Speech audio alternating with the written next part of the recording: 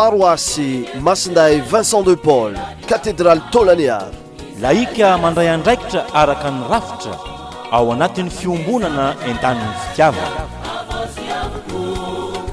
Kermesy lehibe miampy tirage-na tombola ny fahatelopolo raika amin'ny telopolo ny volana May ary ny voalohany ny volana Jiona 2024 ny toerana atao eny amin'ny tokotanindry Montpera.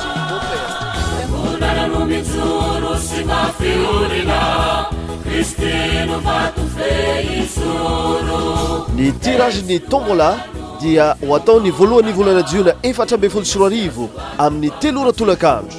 Premier lot moto-scooter, deuxième lot canal sat, troisième lot bicyclette VTT, quatrième lot ondreville, cinquième lot gunbar.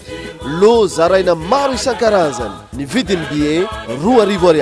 Da tena mariny zay fa ny raha karakarany fiangonana katolika paroasin'ny katedraly bosy nandiso fanantenana asika ndraiky io.